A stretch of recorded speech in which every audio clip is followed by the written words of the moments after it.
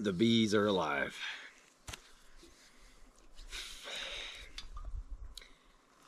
What's going on, grunts? Taking a break, man. We got 92 degrees. UV index is extreme. It's over 14. That is freaking, that's not good, man. That's gonna burn guys like me. I think we all see similar ads, right? So when I am scrolling through Instagram, between all the TNA you get on there, you actually get a whole bunch of ads for outdoor products, tactical stuff, man beard care, ball sack care, whatever. You know, and some of them end up looking pretty good. So I noticed a popular one. It's this company, Poncho Villa. It's like an outdoor Western workwear style shirt. So I got the Cotula. Is that what they call it? The Cotula. And I got a size large, and I got the slim fit, because I was reading, you've got your regular fit for your regular shaped Americans, which means a little pear shaped, okay, whatever. And then a slim fit is going to be kind of more tapered, right? So it's not really about showing off, all right? It's more about fit.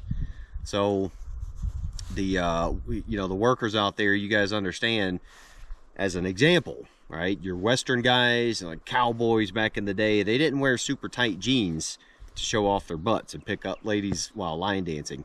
That's a secondary effect. It's an extra bonus, all right? But typically we try to wear tight fitting clothes so we don't get any rubbing, right? So, you know, cowboys, it's for on their freaking saddles all day long. For guys like me, it's walking around working in jeans and freaking doing tactical shit in jeans, or on and off of the ATV, right? Excess material gives you excess rubbage.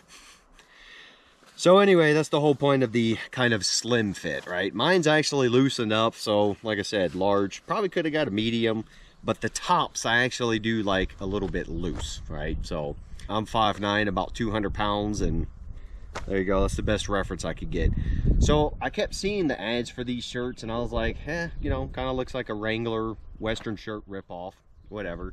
And then I noticed they mentioned the stretch fit, right? So your Wrangler stuff, your true Wrangler work shirts, they look freaking fantastic. They'll last forever. I got one for 40 bucks a long time ago.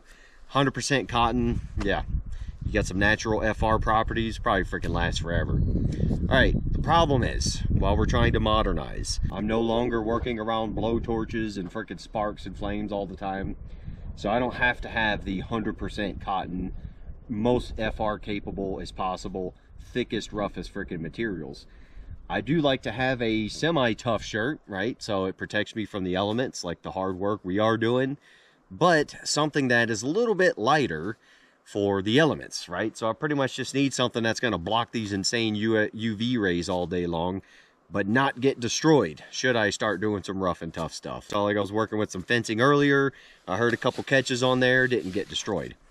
My usual favorite hot weather shirt would have got destroyed because it's thin, you know, synthetic crap. And then like your combat shirts, excellent freaking hot weather hiking shirts. But you know, if you're screwing with fencing with those on, it's probably gonna get shredded. For the sun protection, protection from the environment, and then not being super heavy, this looked like the perfect shirt. So pretty much, when I went on there and looked at the price, I was like, holy crap, man. $90 freaking for a shirt, right? That, let's face it, it does look good. You got the Western style shoulder pads that are reinforced. You gotta love the Western style buttons, man.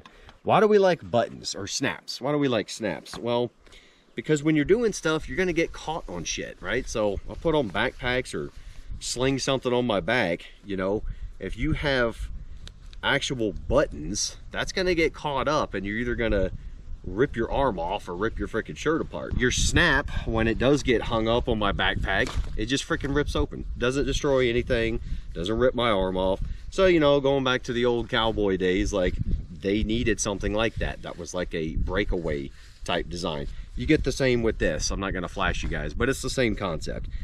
These days, it's more of a retro you know, nice look thing. So I can actually clean this for once. I haven't in 3 weeks.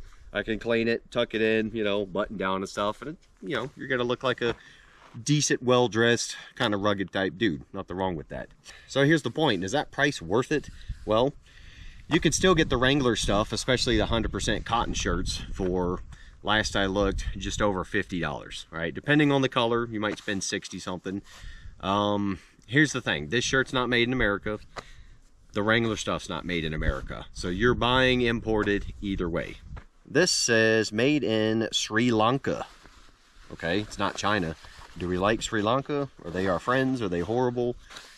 Do with that what you want. But the point is, I know probably you guys have been seeing the ads for the same shirts and wondering if it's any good. And I gotta tell you guys, if you got the money to spend, I think it's outstanding. I actually might get a separate color in this. Now, again, it fits all the criteria I mentioned before, but the main thing to it is it does have a tiny amount of Lycra in it. So that's where you get the stretchiness. And that also, it's just enough to not give you the heavy, itchy, non-breathable shit that the 100% cotton gives you, right? So a little bit of a stretch fit, you know, when you're working, bending over, doing all this stuff, lifting up overhead, that stretch is a little, it's a lot more comfortable, you know. And so it's just enough to make it comfortable, make it fit well, and give you some comfort during movement. But it's not so much that it's going to ruin any of your FR capabilities or your toughness. All right, so I've had all kinds of abrasive stuff hitting this thing nonstop, and it's fine, man. I got diesel on here somewhere. And then, you know, for the nerds, you got your little glasses cleaner. For some reason, that's become super important in shirts today. But either way, just want to let you guys know that, you know, when you see those poncho ads pop up, I think at least this Cotula shirt is pretty freaking decent. If you got the cash you want to throw down on it, I don't think you'll be disappointed. Just double check the sizes and pick the one that works for you. If you're a larger, more round dude, you might want to get the regular fit. If you're just wearing it for style, I'd probably drop down to the medium regular fit, right? Just, you know, but since I do want the extra movement in there, I got the large slim, and it fits fine. One more thing, we got to think about outdoor shirts with bugs hitting us, right? So mosquitoes will eat through all this thin, you know, synthetic stuff we're wearing. Skeeters, they've been trying to get on here, and when I'm like deep in the woods, like we did some rough camping the other night, I did just what I talked about in one of my videos, where I freaking put my Nomex gloves on, pulled the collar all the way up, put these down, buttoned them up, and the skeeters were trying, but they couldn't get in there. And then I had my head net over this, and you could button this all the way up, and yeah, we were good to go, man. Something else to keep in mind. So yeah, short and sweet, guys. Do with that what you will.